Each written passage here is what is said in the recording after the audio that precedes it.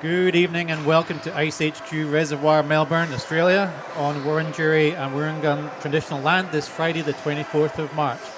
Here we go, it's the big one, IceHQ Pro League Grand Final Best of 3.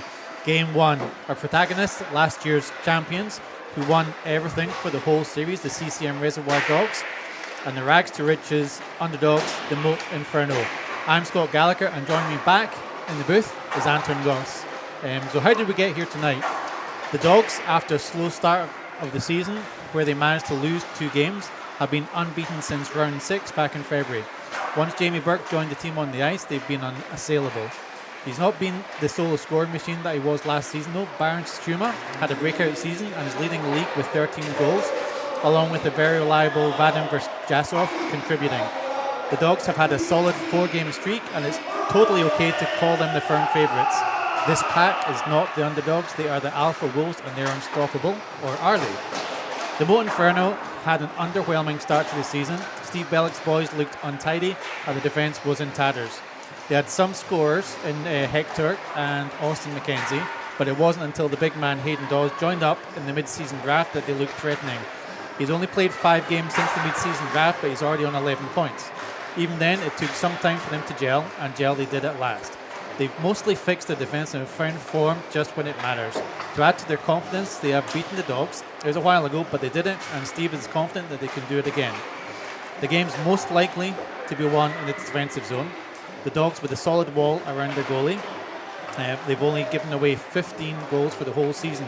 By comparison, the Inferno net has been rattled 39 times, which is 2.6 times as many goals against them than the very ungenerous Dogs. The Dogs' defence isn't impervious though, and they do sometimes have a tendency to challenge high in the defensive zone and get caught, and the Inferno forwards need to know this. Dogs Leo and Carpenter will need to lead the pack from the back if they plan to stop Dawes and his crew from capitalising on these opportunities. Last time these teams played, the Dogs took the win 2-1, out shooting the Inferno 39-21 shots. Dawes found the twine for the Inferno, and Burke and Waddle poked the scorekeeper for the Dogs. So what's going to happen tonight? It's the first of the best of 3. Will the Dogs take the first bite, or will they succumb to the heat of the Inferno? Gossie, what do you think? Well, Scott, it is a pleasure to be back here in Reservoir for hockey night in this beautiful sunburnt country that we have here in Australia. The Inferno heating up at the right time. Second year in a row that the team last place during the mid-season draft has come all the way to the final to play against what seemed to be unbeatable Dogs. They look to win their second straight, as you mentioned, and they've been great all season, really on the back of a great defensive play and some unreal net minding by the American Austin Lefkowitz. Best of 3 always keeps it interesting, right? You get to feel each other out, but no one's going to put away the fact that game 1 is all important, right? Set the game starting quick. The Inferno are going to want to start on time. We've seen all season that when the Dogs spring out to an early lead, they're able to really just lock it down. Yeah, lock it down. Yeah. Get the forecheck going, and just wear teams down. Really, I'm really excited to see what Dean Klom, Austin McKenzie, Hector Filnick, who's back. Yep. Hector Filnick can do. We all know Big Dawsey's going to be out there like the great white shark, but I think these 3 players are very important to the Inferno, and let's not forget Lee Turner as well. He's kind of an unsung hero. You know, people don't really talk about him much, but you look at a lot of the big games that they've won, he's been all over the score sheet. Yeah, he's always visible in the defensive zone. He's grindy. He creates the opportunities for the other players around him. I think a key part for this game as well is last week, Seb Woodland played an amazing game. He essentially, to my mind, kind of won the game for the Inferno. He stopped well more shots than was on the other MJ goalie.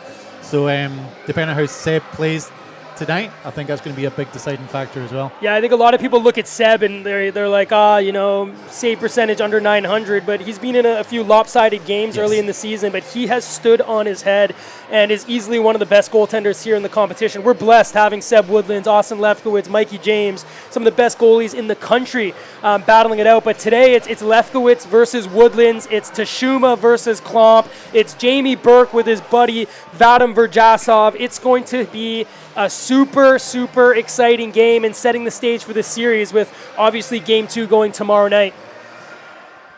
What do you reckon? What do you think as a forecheck here for the Dogs? What do you think they need to do to get the win? Oh, look, I think, as you said, I think they want to get out to an early start like they have done in the past. Dictate the pace. I think that's going to be the key thing for the Dogs. Well, it all starts now, and that's Verjasov winning the face-off, and the puck's down here to the Dogs. Tashuma just chipped that up, looking for Verjasov, but now it finds him.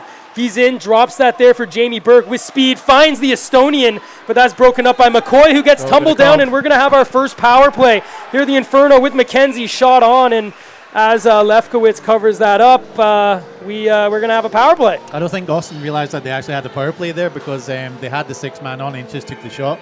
He could have looked to kind of cycle the puck around a little bit more and create more opportunity and kind of wear the other team down a little bit. I think you're right there. I mean, that was a fairly easy shot into the breadbasket there of Lefkowitz. But here come the Inferno, hoping to heat up and catch fire early on an early power play. Face-off won by Hector. It squirts out there over to the point, cycled back down to the flying Frenchman. Back there for McDowell. McDowell there on the point. He'll wind up, take a shot through traffic, but a great save there by Lefkowitz.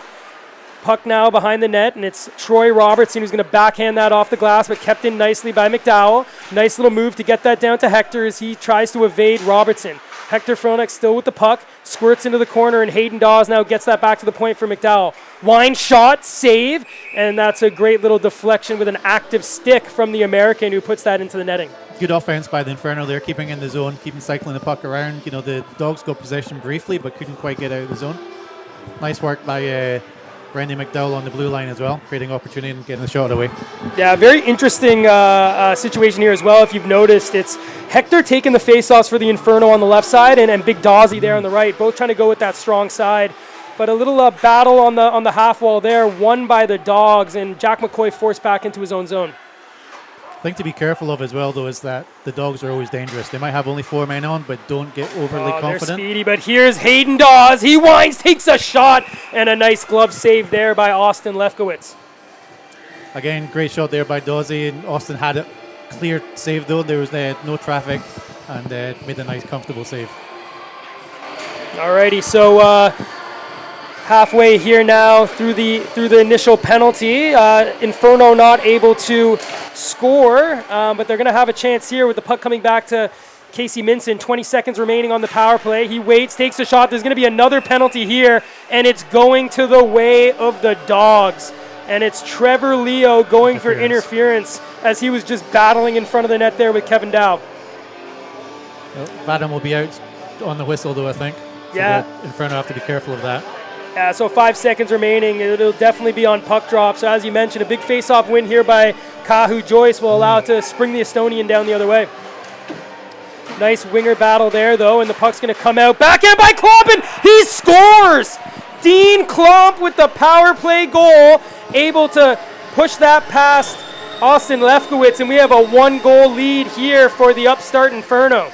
I think the only positive the Dogs can get from this is that those last couple of seconds grind down. Otherwise, they'd still be on a PK with the other penalty not quite finishing up. But great work there by the Inferno, taking advantage of the power play and putting the puck in the back of the net. Alrighty, so 1-goal lead here for the Inferno. The challengers here in the Pro Summer Hockey League Game 1. Corey Stringer now for the Dogs, not able to get that deep. And McDowell just sends that back over to Minson. Casey Minson behind his own net, just being watched there by Maxim Astafiev. He reverses that over to his D partner in Jackson Lane. He gets some speed, but he'll curl back as he's waiting to see for some of his teammates, and he hits Lee Turner, but he just can't handle that pass, which allows Luke Fisher to get that deep. Lee Turner battling with Fisher, able to keep it out momentarily, intercepted there by Astafiev, and he's forced back as Fisher needed to tag up. Stringer turning around, backhands that high into the end off the skate there of Jackson Lane. Glove down by Campbell, and Lee Turner comes in to support as he absorbs a hit to make a play. Battling now with it is Brendan McDowell. He had a brilliant breakout game a few weeks ago, 5 goals in the final round of the season. Looking to add to the enforcer there. Puck now on the battle here. It's Hector Frill making a big hit there. Absorbed by McCoy as Jamie Burke wasn't able to take a hit. The puck comes across, shot McDowell, but a big save by the American as he's able to push across and stop that fiery shot. One of the things I'm noticing this game with Inferno is they are dogged, pardon the pun, with with their forecheck. They're not giving the Dogs any space or respect, and it's working out well for them. So face off here. Jamie Burke collects it, and it's 2-on-2. He's now got the Estonian Verjasov going through the middle. Burke takes a shot. It's a loose puck there, but picked up in the corner by Austin McKenzie, and the Inferno will now get out into the neutral zone. McKenzie still with the puck, sends it across over for a pinching McCoy. He drops that for Frilnick, who takes a shot through the crease, and Bellick able to keep that in, but only momentarily. Verjasov to Shuma, back to Verjasov. He goes into the middle, sends it to Burke, to Shuma, and he just couldn't get a stick on that as the puck squirts out into the corner. Lockie Walls gloves that down, carries it in himself, throws that on, but blocked there by McCoy, and the puck now will get out as Jamie Burke gloves that down to his stick and waits for his teammates to tag up. Little chip pass is a little too hot to handle for Tashuma, which will allow the Inferno to regroup in their own zone. Puck now to McKenzie. He just evades the check there of Tashuma, and he'll take that in on the backhand. Cuts to the forehand, but the body laid by Robertson, and the flying Frenchman Hector Frolnick got a shot away, but couldn't beat the big catching mid of Austin Lefkowitz. Yeah, this game's interesting so far. Like, that was probably the best shift for the Dogs so far. They actually got a few decent shots away. Nice work by Seb Woodland, who hadn't seen much rubber yet. Now, there have been a lot of face-off games being big for the Inferno. That's another one that they've won there, as Lee Turner tried to throw that in, but big Jack Carpenter able to get that up on the half wall, and Kahu Joyce now will get that out into neutral zone before getting his pocket picked by Dean Klomp. Davey Barrett finds Kahu Joyce, and if you remember, going all the way back to round 1, it was Kahu Joyce that scored the Michigan there, and Ryan Ruddle now scores! A little something out of nothing as he picked that up there at the dot, and he shoots that over the blocking arm of Seb Woodlands and ties the game. Good awareness there by the Dogs and by Ruddle, just to see that the puck was going to come loose. Took the opportunity and sniped. Great shot. Who other than Ryan Ruddle? He's an absolute sniper. The Kiwi jumps on the puck, and if you look this at the CCM all-out replay, just went short side and was able to put that puck in the back of the net, and we've got game on, don't we, Scotty? We absolutely do. So Seb Woodlands comes out of his net, and he sends that up, but it's Davey Barrett for the Dogs that was able to collect it on the half wall, sends that back up to the point, shot through traffic, but that one found the glove of Seb Woodlands. Kahu's been a real force in this game. So far I've seen like he's making a lot of these opportunities happen. Maybe the international stint that he did for New Zealand has really got him fired up, but he's playing well. Yeah, he's a player that has a lot of flair, but when he gets his legs moving and he does it industrious style, there's few that can stop him. And again, he's a great two-way player. He's played both defense and forward, so he knows his role. Dogs are very lucky to have a number of those players. You know, another one that comes to mind is Corey Stringer, who is quite a Swiss Army knife. But here with it now is the Canadian Dave Barrett, number 9 here for the Dogs. He circles in his own zone, sends it up to Carpenter, who sends that down on net to Seb Woodlands. And with Ryan Ruddle, the recent goal scorer, bearing down on him, he'll cover up. And just so you guys are watching here, new rule introduced IHF recently is if a shot comes in on net from the other side of the red line and the goalie covers up, it's treated much like an icing. You are not allowed to change your players. I know myself, as I had that happen to me in tournament play when I was up in Newcastle and I covered the puck and the ref was telling us we couldn't change, and I said, in what rule book? And he said in the hockey rule book, right? So there you go, guys, learning something new on the fly. And well, that's news to me, Gossi. So I'm glad you're here to let me be aware of that rule, because from the looks of it, a few of the players were not sure as well. But here's Dean Klomp now over to McDowell, and that hopped over his stick. It's come back down to Dean Klomp, and collecting it there is Luke Fisher as he evades the check. He's got some time and space behind his net now. He's got a streaking Astafiev, but just missed him, which is going to allow McCoy now to come into the zone as he took a hit from Stringer to make a play. The young Astafiev has really come into his own this season. He plays with such speed, and he's not afraid to get into the dirty areas as well. He's scored a couple beautiful goals so far this year, and now it's with Dawsey, who can score, sending it over to Bellick, and now it's the flying Frenchman flying down the wing, takes a shot on short side, trying to bank it off the back of Lefkowitz, but Lefkowitz was wiser than that. Another one by the Frenchman now comes out to the point, and it's McCoy who has the puck, cycling it down into the corner. Frölnik down to Bellick, who has a foray in the offensive zone now. Here, comes back to McCoy. He was looking for McKenzie, who just left it there for Dawes to collect. A good little cycle going on from the Inferno. They've had some great zone pressure, but have not been able to get a shot. With it is Astafiev, but he gets stripped there by Bellick. Back to Dawes. Astafiev with it. He gets stripped by Frölnik. Great job by the Frenchman. Back in front to Dawes, but Astafiev again with the puck. It just can't seem to get out of this corner. But here's to McCoy. He circles away there from Fisher. The flying Frenchman here, Hector Frölnik, the man with the flow right in front of us. There's 4 players here battling forward, and out is Corey Stringer, and he sends Campbell into the zone. He evades one check, sends it to Stringer, but McCoy had him covered, and now the puck is just circled down into the far corner. Dogs managed to get a change in there. That was a long time in their defensive zone once again. I don't think I've seen that all season, them to be trapped down in their zone for this length of time. As Carl would always say, though, lots of offensive pressure there, but the Dogs able to keep him to the outside very well, and that's why they've only allowed 15 goals this season. Hello to you, Carl, if you're listening in from Vancouver, where you're playing some hockey over there with the rest of the IceHQ crew. Hope you guys are enjoying your time over in the True North Strong and Free. Here's the puck, though, now back to the Inferno here at IceHQ. Hector Frölnik with it. He's in on Robertson, but can't get by. But a nice move there by Turner to get it deep. Puck comes out in front to Klomp. He curls around.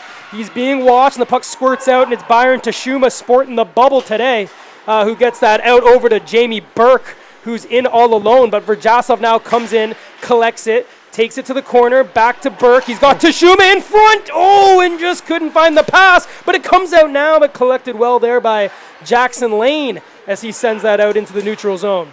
The Inferno 3 wide. Just Klomp missed Turner on that one, which is going to force them to regroup. But it's back onto the stick of the man from Tavistock, Ontario, Dean Klomp. Getting hit there was Jackson Lane by Jamie Burke, and the puck's down low here for Lockie Walls for the Dogs as he looked to spring Barrett. But that will go all the way down the length of the ice, and we'll have our first icing of the game. What a pace to this game. Holy moly. These guys are going 100 miles an hour every shift. I know, I don't think I can speak fast enough to be able to get everything in that we need, and that's a first. We'll have to get you some lozenges. Yeah, definitely. No, great hockey, end-to-end play, but some good defensive play by the Dogs. I think if we were to weigh the scales a little bit, I think Inferno have had a little bit more offensive opportunities, but they've been all playing to the outside. The Dogs are really clogging up that center of the ice, and not. You know, we haven't had to face too much rubber if you're a Dogs fan, if you're Austin Lefkowitz. So that's a face-off won by Kahu Joyce, our Michigan goal scorer. That's what I tried to say before Ryan Ruddle stole the show and put one past Seb Woodlands. And Jamie Burke falls down, and he looks to the official, but nothing in that. And that's going to allow Hector Frölnik to come in all alone, 1-on-3. Stops up, sends it to McKenzie, who takes a shot, and a save there by Lefkowitz as that gets kicked out into the corner. Puck down low now is McKenzie, being watched there by Robertson, and you know he loves to throw the body, but his good buddy Vadim Verjasov now sends it up to Ryan Ruddle, looking for Kahu Joyce in the corner. Bellick and Kahu battle there. Kahu comes out with it, sends it in front, but just couldn't find a dog, but Trevor Leo keeps it in and cycles it down. Puck bouncing in front, down back into the corner. Kahu Joyce recycles it to Trevor Leo, and they score! Trevor Leo with the point shot, and it looks like it was Kahu Joyce in front who deflected that one past Seb Woodlands, and just like that, the Dogs coming back from 1 down or up 2-1 here against the Inferno. And I think what you notice here between the difference in the way both teams score their goals is the Dogs are in front of that net and they're causing chaos. Ruddle's mixing it up, Kahu's mixing it up. They're creating space and opportunity to allow for that sort of shot to go straight through. So probably a score line many would be expecting early on, right? The Dogs ahead, all-out leaders so far this season, but really it's been against the run of play. The Inferno dominating the opportunity, just can't seem to break down that 5-man unit in the Dogs area. And, a nice deflection there by Kahu Joyce puts the Dogs back up by 1 for their first lead of the night. Minson sent that through the middle, across, and that was McDowell just not able to get a stick on it as Lee Turner recycles that behind the net. The Dogs will get out now to Astafiev, who finds Fisher, but only momentarily as Jackson Lane finds Lee Turner. He just sees a wall of black jerseys, which is going to force him to regroup back. So too is Dean Klomp, but intercepted here by the young Maxim Astafiev as he gets the body hit, but bounces right back up, and he'll come in himself on his backhand. He's got Fisher in front of the net. He finds him, and he scores! Luke Fisher with the goal to put the Dogs up by 2 here late in the first, as he was wide open, and young Maxim Astafiev was able to thread the needle, and Fisher made no mistake. I think the Dogs are starting to turn up the physicality a little bit, and it's paying off. They're putting someone high. They're playing this sort of like high man, but they're going with speed, and they're using the physicality to create openings and create opportunities. Look, I'm not one to talk about mistakes there, but Jackson Lane was just caught in no man's land. Luke Fisher just standing there unmarked as Jackson Lane got caught puck watching a little bit, and there was nothing Seb Woodlands can do on that one. So the Inferno facing their first little test here, now down by 2 after being ahead by a goal early. 3 straight goals here in the first period. It was Ruddle, Joyce, and then Fisher. And now the Dogs here on the forecheck. It's Vadim Verjasov battling, but Big Dawsey able to collect that as he chips it forward and gets it out. You can see he's got a little fire inside him as he chips it up to the flying Frenchman, who sends that across and kept in by Bellick. Shot couldn't get through that first line of defense, and now the Dogs will come back 4 wide. Vadim Verjasov has it. He'll wind, take a shot, squirt behind the net. Stringer will correct it, tried to throw it in front, but a nice defensive play there by Bellick. Puck now to the point for Jamie Burke. He has a head up. He's got Bennett, but he'll throw that one right on. And blocked by McCoy, and now collected by Hector as he'll get that over to McCoy. He'll skate it out himself. Jack McCoy now all alone, no support, able just to get plastered there by Jamie Burke in front of the Dogs bench. And the Dogs seem to be fired up a little bit right now, don't you think, Scott? Oh, absolutely. It's shown the veteran experience of the Dogs. They're under a lot of pressure. They're definitely back on their heels in the zone, and it showed they've just turned it around, and now they're the team that are pushing the pressure and pushing the pace. I mean, back home they always talk about the TSN turning point, and I think if we look at this first period, there was a play midway through the first. Troy Robertson stood up and laid the body on the attack. And up until then, the Inferno were able to get 2 or 3 bodies in on the rush. After that, it's been lone rushes every single time. Yeah, absolutely. I was about to say that like with Jack McCoy just there, he was going up and he had no support. They were in the middle of a change, but you're seeing it's lots more just like single-man solo rushes and not so much plays. Well, the Inferno are going to have to turn the heat up here late in the first if they're going to want to get back in this one. Robertson now circles in his own zone, gets it out to the point, and that's with 5 seconds remaining. There may be one chance, but I think that will be it. So they're just with the ice, possibly. Yeah, just having a little chat with the ice there on the side of the net. There, it was Seb Woodlands that pointed that out to referee Craig Armstrong Frey, and it looks like they'll call out the ice crew to take a little bit of a look. But here at the end of one, it started off as a back and forth game, and it was the Inferno starting the scoring there with Dean Klomp on the power play. Just after they got off the 5-on-3, Vadim Verjasov stepped out of the box, and on the 5-on-4, Dean Klomp able to connect that from Kevin Dow. And then it was the rush from the Dogs. It was Ryan Ruddle scoring short side from a pass from Kahu Joyce, then a shot from Trevor Leo from the point, deflected by Kahu Joyce, put them up 2-1, and then Luke Fisher on the doorstep, just able to tap one past, well, really into a gaping net, not past anyone, really, if we're honest. And that's where we stand. 3-1 game.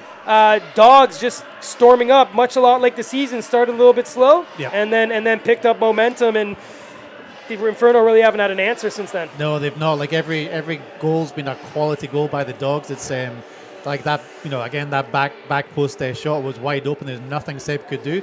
So I think the Inferno need to maybe just shore up the defense a little bit, be a little bit more spatially aware as to where everybody is. Yeah, interestingly enough as well, shots even 9 apiece. And honestly, I know it's not something that we track here at IceHQ and in the Pro Summer Hockey League, but if we were looking time on attack, I think that would definitely favor the Inferno. Yeah, it's been a strong. There's been a strong, there's been a strong play by the defense there. So we just got a little update from Craig Armstrong. Frey, there's a little bit of a hole in the ice over there to the left, just from a little bit of play going. So they're just going to fix that up there. We are playing ice hockey. We're not ice fishing, right? So we want to patch all that up. But they'll get that underway. And honestly, if we're talking here, I think this is good for the Inferno. Yep. Right? I think the momentum is being all with the Dogs. It gives Coach Georgia Carson a chance to go. That hole is big. You guys want to put some time. Okay. Perfect. So what we'll do is, while the teams have a little bit of a chat, we might cut to some commercials, and we'll be back. We'll be back in a few minutes there to start the second game. To start the second period.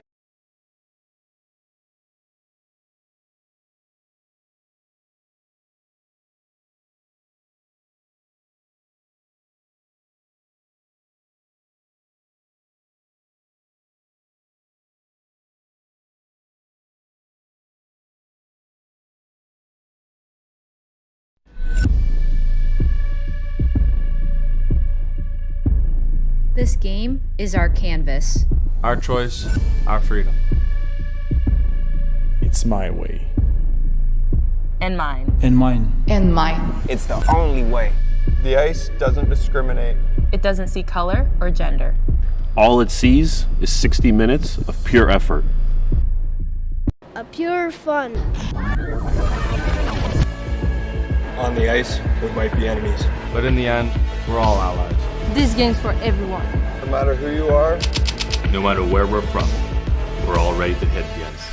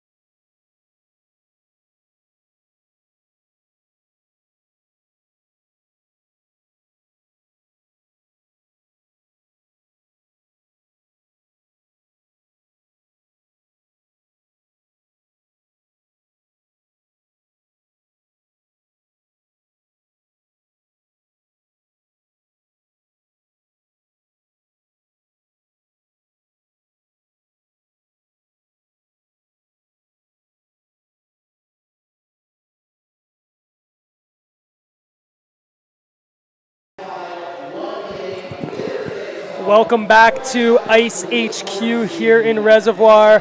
Unfortunately, due to some on-ice issues today, this will be the end of Game 1. To those 36 loyal viewers still following along, thank you very much. But we will be back tomorrow, where we will reconvene for the Grand Final Series. That game will be streamed 6:30. live at 6:30 on the YouTube link.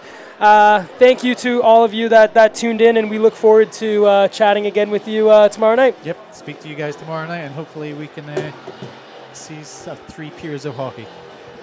Thank you and good night.